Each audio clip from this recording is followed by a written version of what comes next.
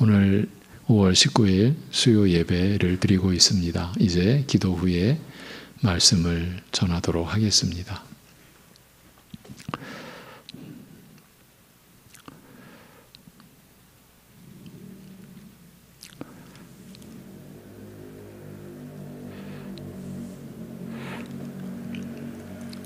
스스로 신을 만들어 거짓 신에게 숭배하며 결국은 자신의 탐심을 숭배할 수밖에 없었던 이 죄인들을 그냥 버리지 아니하시고 택하시고 아들을 죽이신 복음으로 우리를 불러주신 아버지 하나님, 그러기에 세상이 어떻게 변해도 어떠한 어려운 상황과 환난이 우리 위에 덮쳐와도 우리가 하나님을 예배할 수 있는 그러한 특권을 버리지 않고 내려놓지 않고 하나님 주신 믿음으로 그 예배를 지켜갈 수 있도록 지금까지도 인도하여 주심에 감사를 드립니다.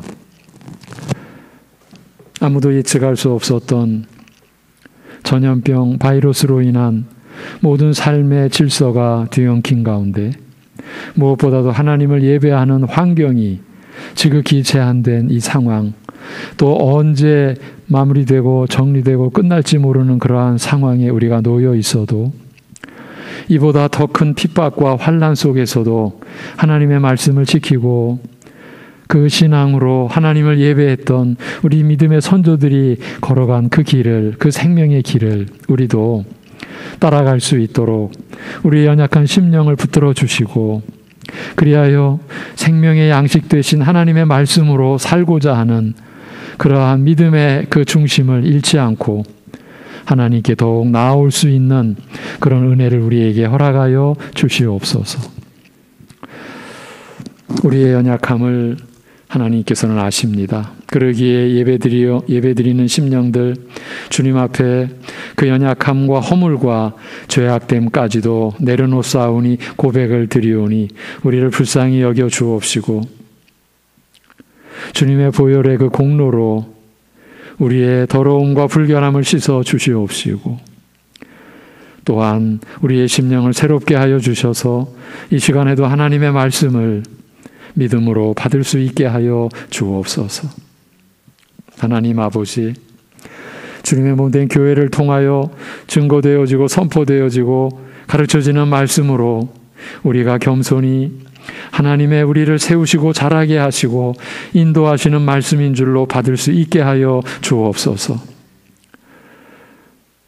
교회 밖 헛된 선생의 가르침을 따라서 어제나 오늘이나 영원토록 변함없으신 예수 그리스도의 그 복음을 흐리게 하고 가리게 하고 또 변질시키는 그 낯설고 생소한 이질적인 가르침에 귀와 눈과 마음을 빼앗기지 않게 하여 주옵시고 이미 그러한 인생의 곁길로 또 옛길로 돌아가게 만드는 더러운 소리에 마음과 귀를 빼앗긴 심령들을 주님께서 씻어주셔서 다시금 돌이켜 생명의 말씀을, 복음의 그 말씀을, 그 진리와 은혜를 바로 받을 수 있도록 인도하여 주시옵소서. 2년여 넘게 히브리서를 수요 예배 때 보아왔던 그 지난날 은혜의 시간들을 감사드립니다. 이제 오늘 마무리되는 이 시점에도 베풀어 주시는 말씀 안에서 우리를 경성케 하여 주시고 우리로 하여금 경계케 하여 주시는 그 내용들을 믿음으로 성령님 안에서 받을 수 있는 시간이 되게 하여 주시옵소서. 우리 주 예수 그리스도의 이름으로 감사하며 기도하옵나이다. 아멘. 오늘 본문은 히브리서 13장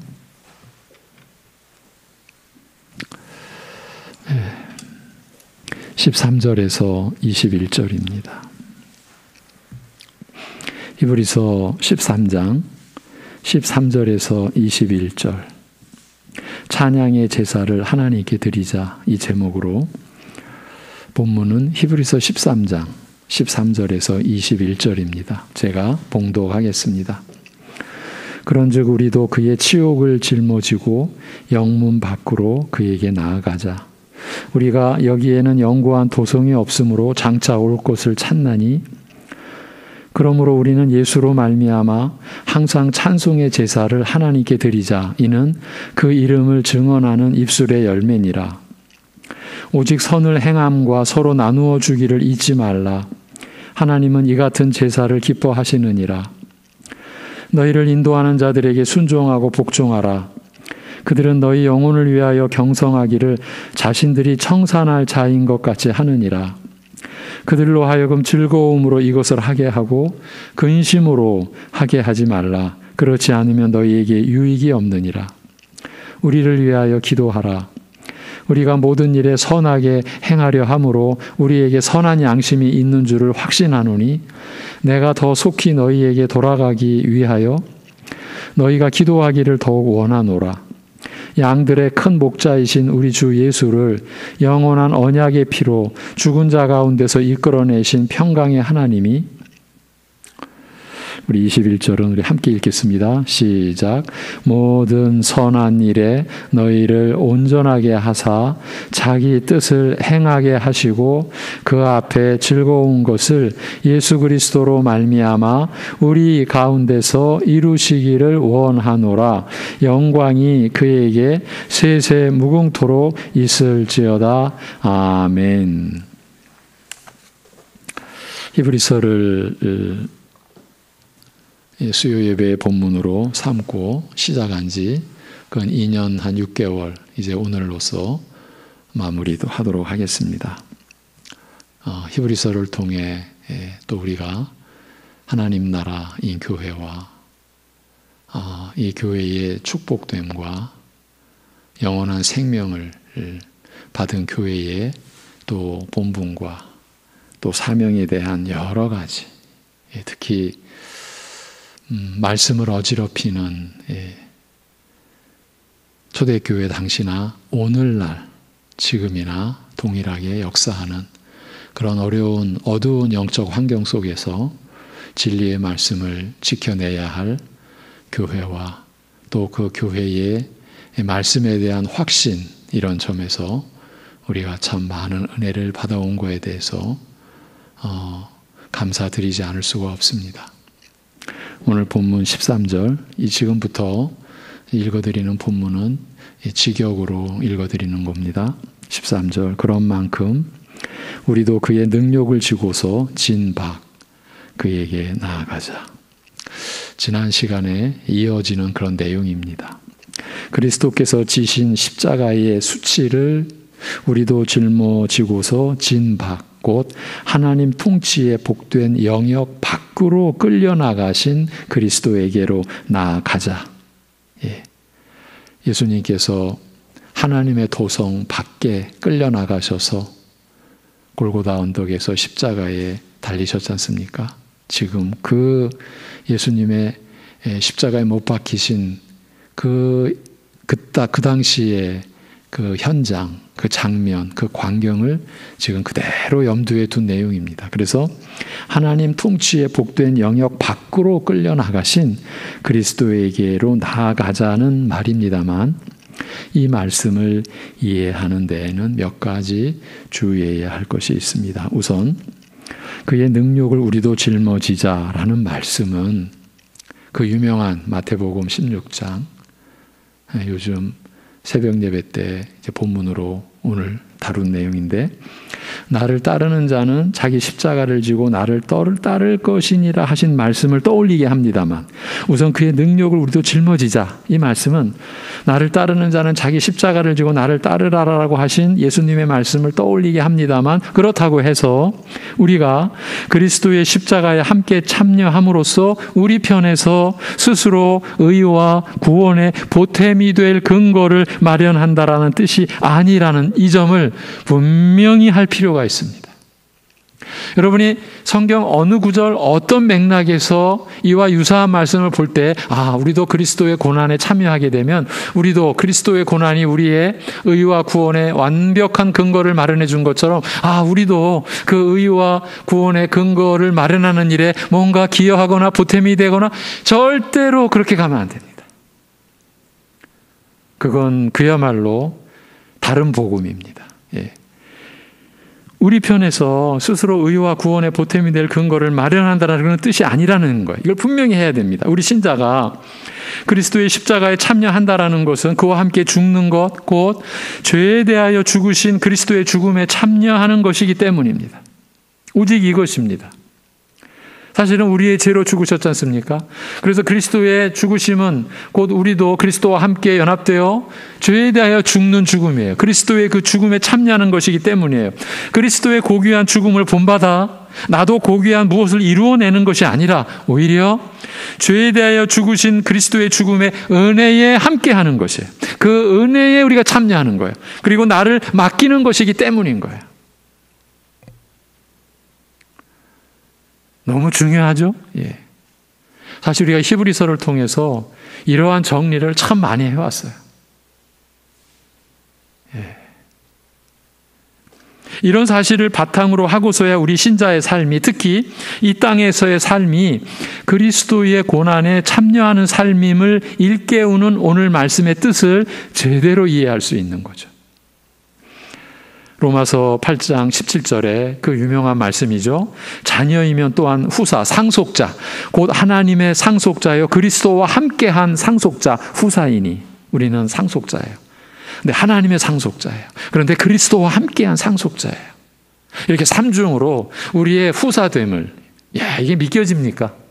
근데 이것을 우리가 성령 안에서 이게 믿어져야 되는 거죠. 믿어지는 거죠. 그래서 우리가 자녀이면 그렇게 상속자이니 우리가 그와 함께 영광을 받기 위하여 그리스도와 함께한 상속자라고 했으니까 그래서 그리스도와 함께 그런 영광을 받기 위하여 고난도 함께 받아야 될 것이니라. 이제 이러면서 17절 이후에 이 로마서 8장에서 이제 고난의 문제를 다루는 거예요. 그래서 로마서 8장은 인생의 최대 두 가지 문제, 난제, 죄와 고난. 이 두 문제를 다루어 주면서 장엄한 구원의 도리에 대한 그 말씀을 마무리하잖아요. 거기서 다루어지는 게 죄 그리고 고난이에요.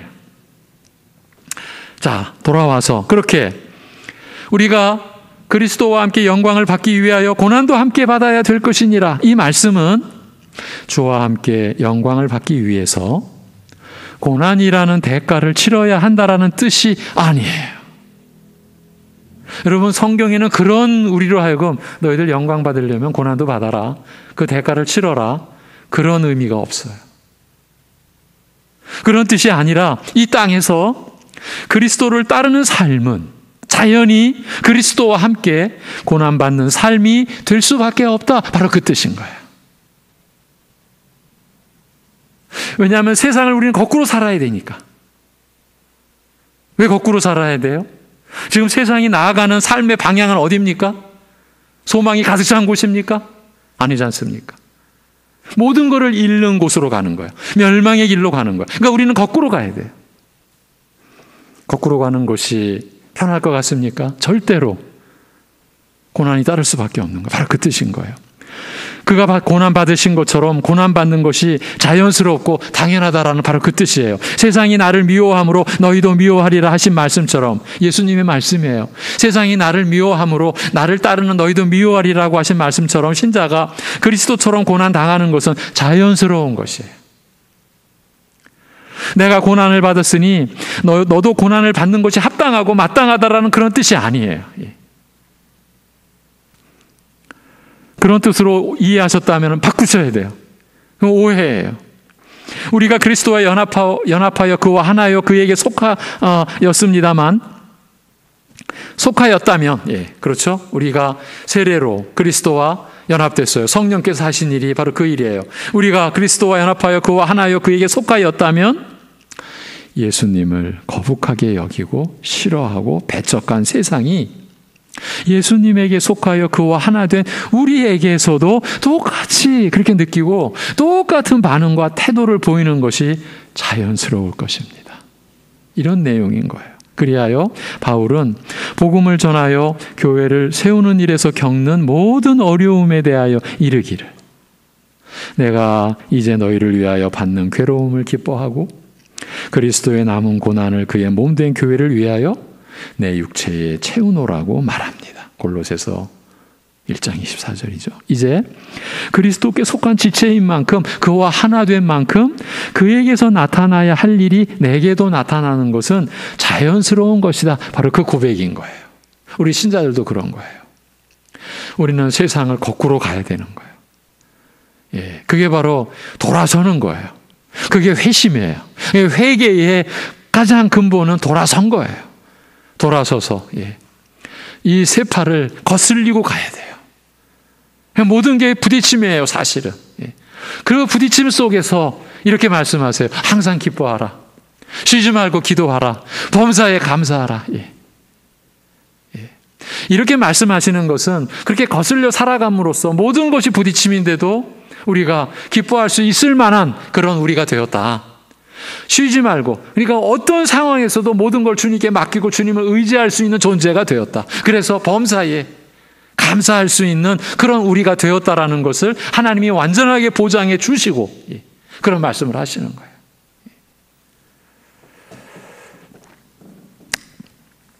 그런데 오늘 히브리서 말씀은 단순히 그리스도의 고난에 참여하자라고 권하는 것이 아니라 13절, 그런 만큼 우리도 그의 능력을 지고서 진바 그에게로 나아가자라고 권합니다.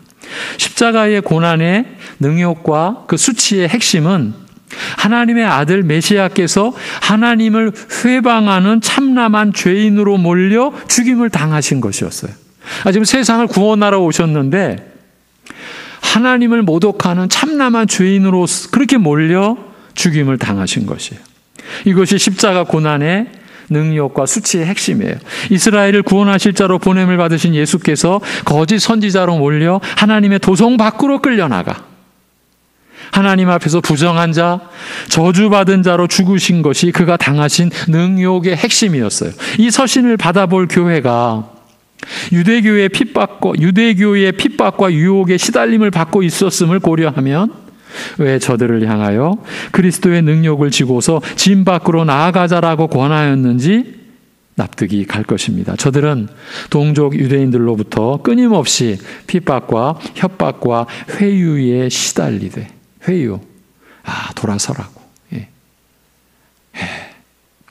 핍박과 협박과 회유에 시달리되 모세를 부인하는 나사렛 이단이요. 그러니까 예수 믿는 모든 족속들을 모세를 부인하는 나사렛 이단이요. 또 수천 년간 믿어온 유대교 전통을 짓밟는 자요. 살려두지 못할 자라는 그 정죄와 비난을 받았기 때문이에요. 저들로부터 이런 정죄를 당하면서 하나님의 아들 그리스도를 믿는 참된 믿음 때문에 오히려 이단으로 몰리면서 겪는 고난이 바로 그리스도께서 당하신 능욕과 다름없기 때문인 거예요. 유대인으로서 그리스도를 믿는 것 때문에 동족 유대인에게 시달리는 고통과 슬픔에 대하여 바울은 데살로니가 교회에 쓴 편지에서 이렇게 전하고 있어요. 형제들아, 너희가 그리스도 예수 안에서 유대에 있는 하나님의 교회들을 본받는 자 되었으니 저희가 유대인들에게 고난을 받음과 같이, 지금 예루살렘 교회가 유대인들에게 그렇게 고난을 받음과 같이 너희도 너희 나라 사람들에게 동일한 것을 받았느니라. 복음을 받아들인 것 때문에 동족으로부터 고초를 당하는 데살로니가 교회를 위로하되 유대인으로서 복음을 받아들인 자들이 그 동족으로부터 겪는 고통과 어려움을 들어 위로하고자 한 말이에요. 지금도 이스라엘에서는 이 일이 계속되고 있어요. 이어져 오고 있어요. 이스라엘, 예루살렘, 지금 우리 이번 주가 이계화 선교사, 이스라엘 선교사를 위해 기도하는 주간이잖아요. 제가 말씀드렸죠. 그 나라 안에서 예수의 이름을 거론하는 것은 굉장히 위험한 일이에요. 핍박이 테러로까지 그렇게 순식간에 전개될 수 있는 그런 충분한 준비가 되어 있는 땅이에요. 얼마나 역설이에요. 지금 예수 그리스도께서 그곳에서 복음의 이 역사를 일으키신 바로 그 땅에서 그분의 이름을 거론하는 이 자체가 자신의 생명을 걸고 하는 일이라는 거죠. 지금도 그렇게 되고 있어요. 그 유대인들이 받은 그 동족으로부터 받는 그 고통과 어려움을 들어서 사도 바울은 데살로니가 교회도 위로를 했어요. 여러분도 예수 믿는 것 때문에 동족들로부터 고통을 받고 있습니다. 지금 히브리서는 바로 이런 고난을 겪는 교회를 향하여 이르되 우리도 그의 능력을 지고서 진박 그에게로 나아가자라고 권하는 것이에요. 저희 유대인들이 주를 부인하고 회방하며 핍박하였은즉 주께 속한 우리에게도 당연히 자연스럽게 똑같은 일을 행할 것이기 때문이에요. 온갖 잘못된 가르침 중 특히 유대교의 가르침을 경계하되 교회가 전하고 가르쳐야 할 하나님의 말씀은 어제나 오늘이나 변함이 없으며 영원토록 동일한 것임을 확인하면서 생소한 이질적인 가르침을 조심하라고 경계한 다음 우리도 그의 능력을 지고서 진바 그에게로 나아가자라고 이렇게 권한 말씀은 이런 낯설고 이질적인 가르침에 맞서 복음과 믿음의 순전함을 지키는 것이 얼마나 어려운 일인지 많은 핍박과 고통을 겪을 수도 있음을 우회적으로 일깨워 준 것이죠. 오늘날 여러분 이 상황은 조금도 달라지지 않았어요. 한 교회가 또 한 신자 한 분이 이 복음과 믿음의 본래의 것, 그 순전함을 지키는 것 너무너무나 어려운 지금 상황이에요. 그리고 그로 인해서 많은 핍박과 고통을 겪고 있고 또 겪을 수 있어요. 여러분, 내가 예수님을 잘 믿고 또 복음과 그 믿음의 순전함을 잘 지키면 여러분, 우리는 기쁘고 그래서 끊임없이 주님을 의지하고 감사한데 우리의 삶은 힘든 거예요. 왜? 거스르니까. 그리고 세상은 자기 편이 아닌 거를 지목하고 이거 내 편이 아니구나. 세상은 이 내 편이 아니구나. 여러모로 우리가 가는 길을 회방하고 가로막고 못 가게 하고 또 길을 돌리려 하고 끊임없이.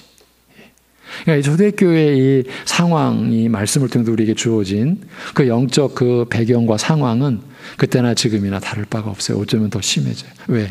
이 모든 날 마지막에 종말이 더 깊어져 가고 있으니까. 예수 그리스도께서 다시 오실 날이 다가오고 있으니까. 더 원수의 무리들은 기승을 부린다. 당연한 것 아니겠어요? 지금 그의 능력을 지고서 진바 그에게로 나아가자라고 하는 이 권면의 말씀은 우리에게 이런 일깨움을 주고 있는 거예요. 이런 내용에 이어 14절 우리에게 여기에는 도성이 없고 다만 장차 올 도성을 찾을 뿐이라고 덧붙였어요. 이 땅에서 사는 삶은 지나가는 것이요 여기는 영원히 머물러 거할 곳이 아니요 우리가 바라고 구하는 도성과 나라는 장차 올 것임을 알리는 내용입니다만 믿는 자는 여기 이 땅에서 잠시 머물다가 떠나는 만큼 여기에서 완전한 것을 보리라고 기대할 수 없음을 일깨우는 한편 장차 올 완전한 것을 기다리는 가운데 많은 환난과 시험을 통하여 연단받은 후에야 그날의 영원하고 완전한 목표에 이르게 될 것을 또 가르치고 있는 구절인 거예요. 그러면서 15절 그러므로 그를 통하여 찬양의 제사를 항상 하나님께 드리자. 이는 그의 이름을 고백하는 입술의 열매니라. 선을 행하는 것과 16절 나누어 주는 것을 소홀히 말라. 이런 제사를 하나님께서 기뻐하시느니라고 합니다. 이제 이러한 구체적인 권면으로 이제 히브리서가 이제 마무리되어져 가는 거예요. 여기 이 땅이 우리가 영원히 머물 곳이 아니라고 했어요. 앞에서 바로 앞절에서. 그리고 이제 균형을 잡아주는 거예요. 여기 이 땅이 우리가 영원히 머물 곳이 아니라고 해서 이 땅에서 살아가는 신자의 삶이 그저 뜻없이 시간을 흘려보내는 무가치한 것이 아니라는 거죠. 여러분에게 이면도 참 많이 말씀을 드리고 있어요. 우리 신자가 이 세상 대충 살자, 믿음을 배신하는 그런 의미라, 그런 의식이라고 여러분에게 제가 강조하는 거, 제가 좀 강하게 말하는 거예요. 믿음을 배신하자. 실제로 그런 분들이 있기 때문인 거예요. 교인인데, 신자인데, 이 세상 흘러가는 건데, 지나갈 곳인데, 그냥 대충 살자. 그 대충 살자라고 하는 것이 살아가는 자리가 둘이잖아요. 대개는 가정과 일하는 곳, 사회이잖아요. 그곳에서 삶의 자세가 삐뚤어져 있는 거예요. 아니, 신자들이 왜 저래? 이런 소리를 듣는 거예요. 왜? 대충 사니까. 인사도 제대로 안 하고, 해봤자 다 지나갈 거니까.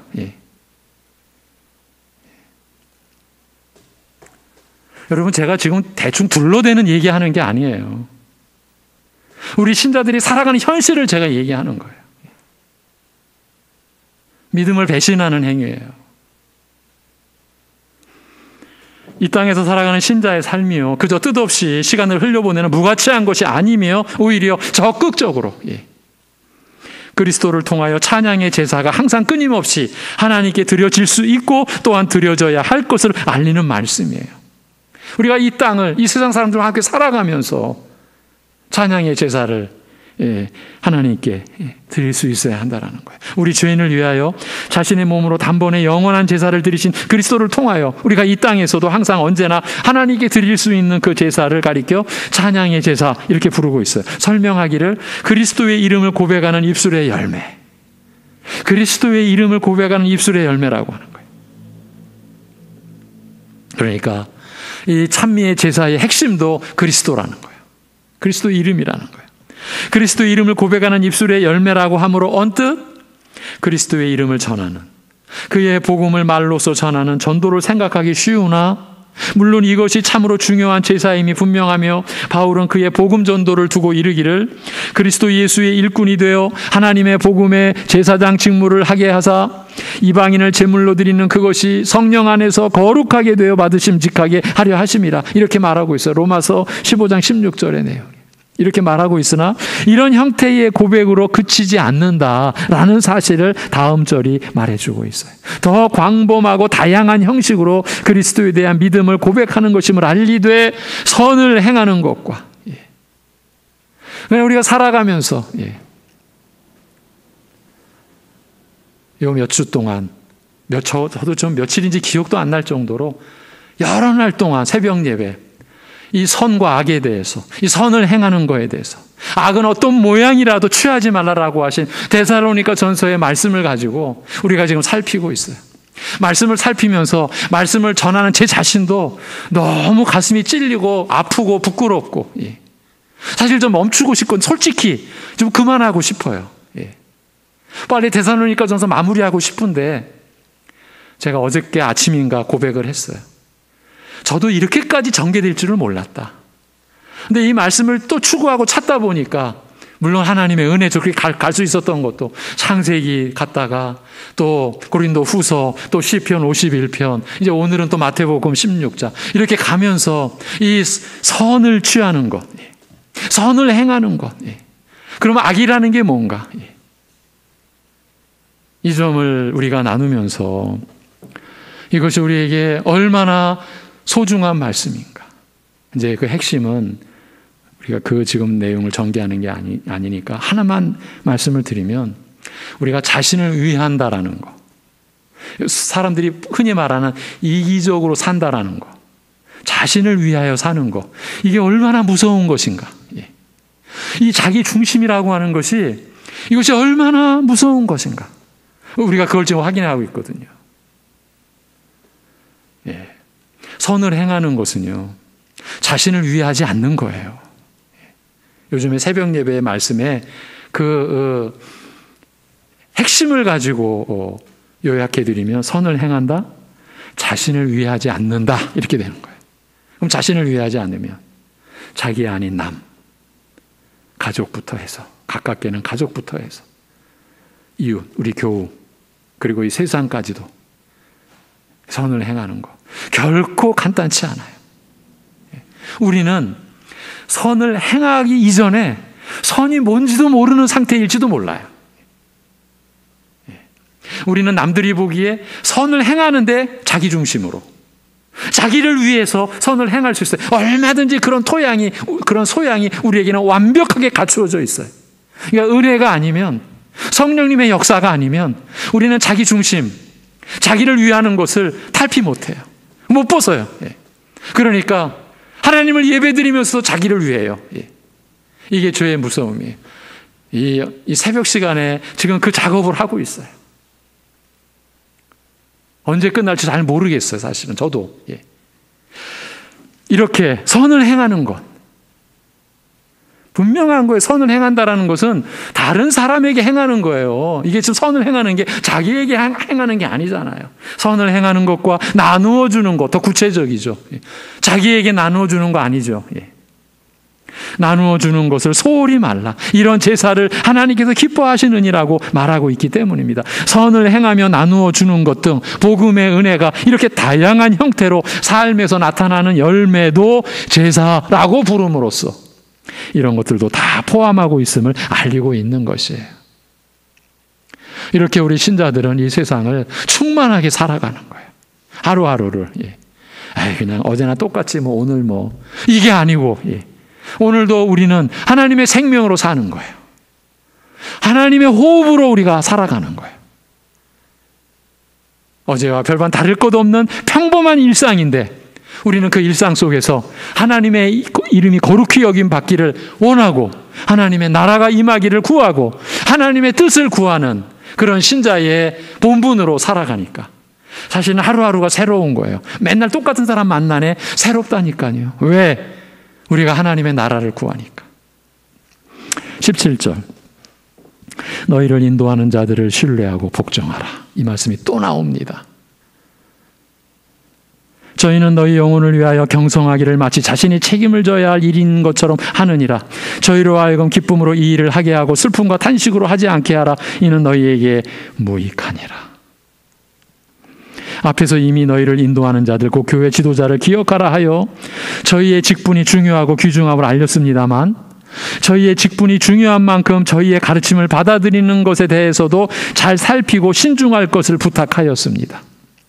그런데 여기에도 또다시 저희를 신뢰하고 복종하라 하니 이게 혼란스러울 수밖에 없습니다. 주의 깊게 살피고 신중하게 판단하면서도 어떻게 신뢰하고 복종하는 일을 동시에 할 수 있는지 얼른 이해가 되지 않기 때문입니다. 그러나 조금 세심하게 헤아린다면 이 두 말은 서로 상충하는 것이라기보다 보완하는 것이라고 보아야 할 것입니다. 교회를 인도하는 자들, 특히 말씀을 가르치는 자들에게 대해서 주의 깊게 살피고 신중하게 본받을 것을 권한 이유가 바로 이들의 직무는 교회를 이끌어가는 직무요, 교회는 그를 신뢰하고 그의 인도에 따라야 하기 때문이며, 그가 말씀으로 인도하는 그가 제대로 인도하느냐 그렇지 않느냐에 따라서 교회가 큰 유익을 얻기도 하나 치명적인 해를 입을 수도 있기 때문입니다.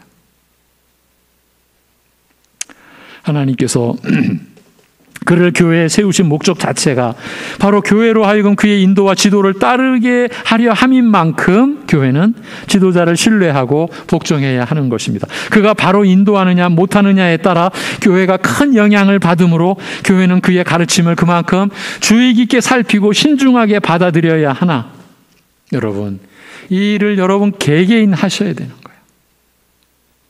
그래서 사도행전에서 말한 베레아 교회, 바울이 전하는 말씀이 성경의 말씀인지를 살폈더라, 상고했더라. 아주 소중한 본을 보여준 거죠. 오늘 여러분이 하셔야 되는 거예요.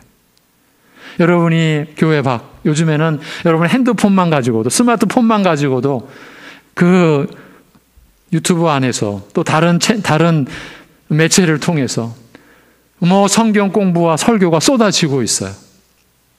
여러분, 분별하셔야 돼요. 듣기 좋다고, 이건 마음 따뜻하게 한다고, 여러분, 정말 큰일 나는 거예요. 무율법주의자의 설교를 들으면요, 순간 혼박 들어가요.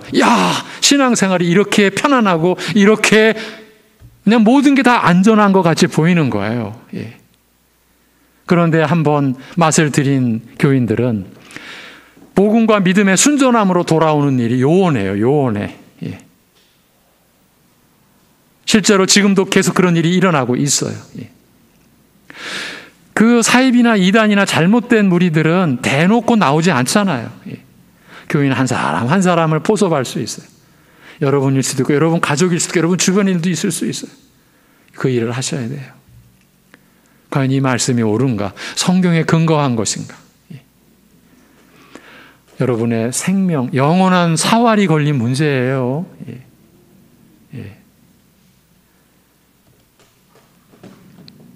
그러니까 그가 바로 인도하느냐 못하느냐에 따라 교회가 큰 영향을 받으므로 교회는 그의 가르침을, 신자 한 분 한 분은 그의 가르침을 그만큼 주의 깊게 살피고 신중하게 받아들여야 하나, 그러나 이런 조심성과 신중함이 하나님께서 본래 그 직분을 세우신 목적을 부인하는 것이 되어서는 안 된다. 이거를 일깨우고 있는 것이에요. 자신이 오히려 지도자를 판단하는 입장에 서서 판단하는 자세를 취하는 것은 단순히 사람의 권위를 무시하는 것이 아니고 하나님께서 세우신 권위를 대적하는 이 두려운 일임을 잊지 말아야 한다. 지금 히브리서를 마무리하면서 이 메시지를 주고 있는 거예요. 그건 단순히 사람의 권위를 무시하는 게 아니에요. 하나님께서 세우신 권위를 대적하는 두려운 일이라는 거예요. 그러니까 목사라고 하는 한 인격, 그의 인격적 존재, 그 사람을 무시하는, 지금 그거는요 거론할 차원이 아니에요. 하나님께서 세우신 권위를 무시하고 하나님께서 세우신 권위를 대적하는 두려운 일이라는 거예요. 저희는 너희 영혼을 위하여 경성하기를 마치 자신이 책임을 져야 할 일인 것처럼 하느니라. 저희로 하여금 기쁨으로 이 일을 하게 하고 슬픔과 탄식으로 하지 않게 하라. 이는 너희에게 무익하니라.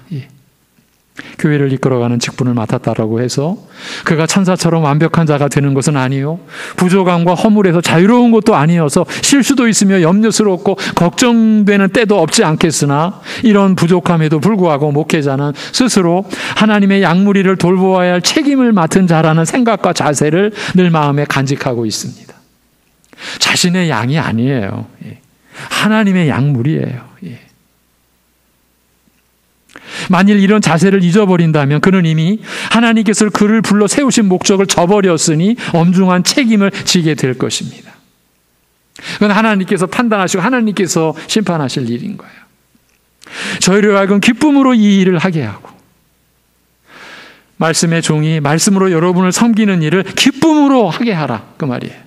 그리고 슬픔과 탄식으로 하지 않게 하라. 이는 너희에게 무익하니라고 한 말씀은 부족한 중에서도 하나님께서 맡기신 직무를 믿음과 진실함으로, 선한 양심으로 감당하려 할 때 그를 신뢰하고 복종할 것을 권하는 말씀입니다. 인도하는 자를 신뢰와 순종으로 따르지 않으면 교회를 섬기고자 하는 목회자는 슬픔과 탄식으로 감당하게 되며, 불신과 불순종으로 목회자의 지도를 거부하는 사람들은 아무 유익을 얻지 못하게 된다라고 일깨웁니다. 여러분, 제가 이게 두려운 거예요.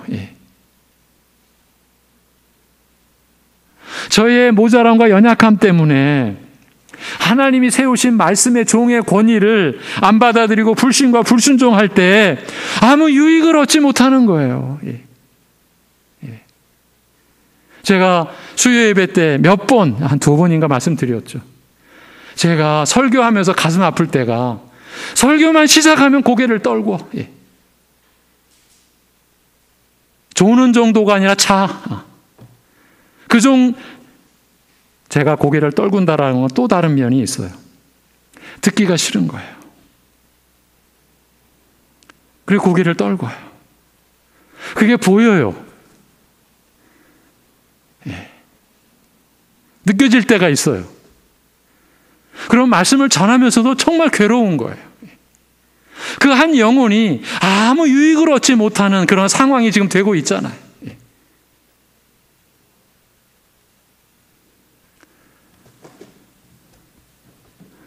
그 영혼이 정말 불쌍한 거예요. 여러분, 오해하시면 안 돼요. 제가 무슨 잘난 자라서 나의 말을 받지 않아서 이게 아니고, 저도 여러분과 함께 하면서 제 얘기 아니고 하나님의 말씀을 전하려고 합니다. 오직 이거 하나 그냥 기도하며 여러분께 고백하며 하나님의 말씀 전하려고, 제 신학 전하려고 하는 게 아니라 우리 장로교회의 본래의 신학 안에서 여러분에게 그야말로 신약교회 안에서 정립되고 형성되어 온 신앙 고백과 교리를 여러분에게 전하려고 노력합니다. 이렇게 고백하는 것은 처음이나 지금이 더 간절하고 더 하나님 앞에 소원을 하려고 그런 중심으로 하나님의 말씀을 전하는데 듣기 싫다고 고개를 떨구고 피곤하다고 자버리고 유익이 없는 거예요. 그럼 유익이 없으면 어떡하냐고요. 여러분 개인적으로도 그런 시험이 있다면 하나님께 기도하셔서 극복해내셔야 되고, 여러분 주변에 가족과 이웃들, 우리 교우들에게 여러분 참 서로 기도하시면서 그런 자리에서 떨치고 일어날 것을 위해 함께 애쓰셔야 돼요. 지금 누구 사람이 아니에요.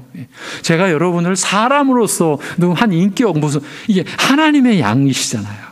제가 여러분을 바라보는 가장 기본적인 저의 관점. 그리고 여러분은 이 말씀의 일꾼, 말씀의 종을 향하여 하나님께서 하나님의 권위로 세우신 말씀을 섬기는 자로서의 그 관계, 이 관계가 무너지면 아무 유익이 없는 거예요. 참 두려운 일이에요. 하나님께서 인도하는 자를 세워 교회를 섬기게 하신 목적이 수포로 돌아가며, 그렇게 되면 모두에게 슬프고 괴로운 일이 되고 마는 것이에요. 18절, 19절 우리를 위하여 기도하라. 우리가 선한 양심을 가지고 모든 일에 아름답게 행하려 하는 줄 확신하노라. 특별히 내가 너희에게 속히 돌아가도록 이를 위해 기도하기를 부탁하노라. 복음을 전하며 복음으로 가르친 자들을 위해 은혜를 구할 것을 구하면서 이 직분을 선한 뜻으로 감당하려 한 심정을 또 알리며 저희 보기를 원하는 마음을 피력한 것은 교회를 돌보고 섬기는 자로서 교회에 대한 깊은 관심과 염려를 드러낸 것이라 할 수 있어요. 그리고 20절, 21절 평강의 하나님, 곧 영원한 언약의 피로써 양무리의 큰 목자이신 우리 주 예수를 죽은 자들 가운데서 이끌어내신 하나님께서 너희를 선한 일에 온전하게 하사 그의 뜻을 행하게 하시되 우리 가운데서 예수 그리스도를 통하여 그 기뻐하는 것을 행하시기를 바라노라. 그에게 영원토록 영광이 있을지어다. 아멘. 그리스도를 통하여 우리에게 온갖 풍성한 은혜와 축복을 베푸신 하나님께서 그 은혜롭고 선하신 뜻을 이루시기를 구하는 기원으로 서신을 맺고 있습니다. 이 땅에 세워지는 하나님 나라인 교회, 우리가 첫 시간 그 교회를 예루살렘 교회로 상정을 했죠. 예루살렘 교회의 교인들, 그들이 히브리인들, 유대인들 아닙니까? 그래서 이 서신의 이름이 히브리서. 1차 수신자는 히브리인들로 우리가 이렇게 간주하고, 그러면 히브리인들이 모인 교회가 어딜까? 예루살렘 교회. 사방이 유대교인들에게 둘러싸여 있는 완전히 포위된 가운데에서 수천 년의 그 국가적, 나라적, 도시 전체적 전통이 확립되어 있는 곳에서 이단으로 불리는 예수를 믿는다라는 것이 얼마나 위험하고 얼마나 고통스러운 그런 상황이었겠습니까?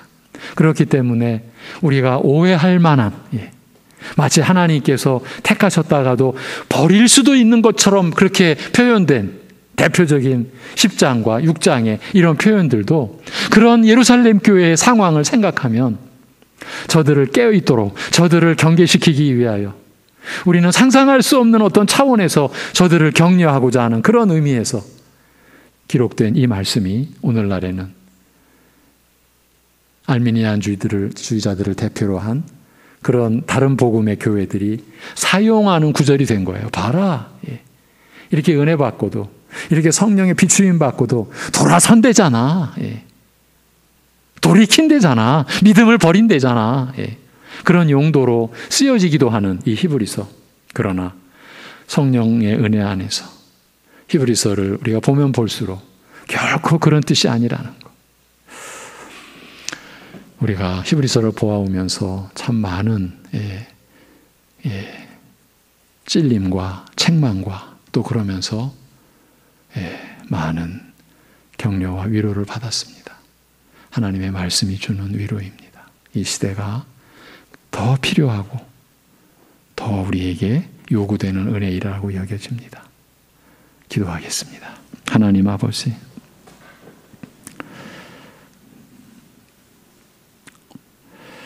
예수 그리스도께서 어제나 오늘이나 영원토록 변함이 없으시다는 것으로 하나님의 말씀, 그 하나님의 복음은 기록될 그때나 또 이 복음의 역사를 시작하신 창초부터 해서 지금까지도 변함이 없음을 일러주신 대로 하나님의 말씀을 우리가 보존하고 그 복음과 믿음의 순전함을 지켜내는 우리 송내중앙교회로 이 땅 위에 보존되며 세워져가는 은혜 허락하여 주옵소서. 참으로 우리 교인 한 분 한 분이 매일 일용할 양식을 취할 때에 건강한 음식, 먹으면 안 되는 음식을 가리듯이 무엇보다도 생명의 양식인 말씀을 가리고 분별할 줄 아는 은혜를 허락하여 주옵소서. 그리하여서 우리 주 예수 그리스도 안에서 우리가 주 예수 그리스도의 이름을 붙들므로 받는 모든 고난과 그 믿음을 지키기 위하여 받는 핍박이 자연스럽게 그것이 마땅히 우리에게 주어지고 일어날 수밖에 없음을 고백하고 믿음 때문에 받는 여러 가지 어려움과 환난을 오히려 기뻐 여기며 그리스도의 고난에 참여하는 그러한 감사와 기쁨으로 담대하게 오히려 낙심과 좌절 속에서 일어날 수 있게 하여 주옵시고 우리가 하늘의 도성을 찾는 하늘의 시민권을 둔 하나님의 사람으로 이 땅을 살아가지만 하나님이 이 세상을 사랑하사 독생자를 주신 그 하나님의 긍휼과 선하심을 우리의 심령에 품고 우리가 이 세상에서도 선을 행함과 나누어 주기를 소홀히 하지 않고 찬양의 제사와 함께 삶의 예배를 통해서 우리가 하나님을 기쁘시게 하고 그리고 사람들을 섬기며 결국 자신을 위한 그 죄성의 그 중심에서 벗어나서 하나님을 섬기고 서로를 섬기는 기쁜 삶을 이루어내는 교회와 우리 성도들 되게 인도하여 주옵소서.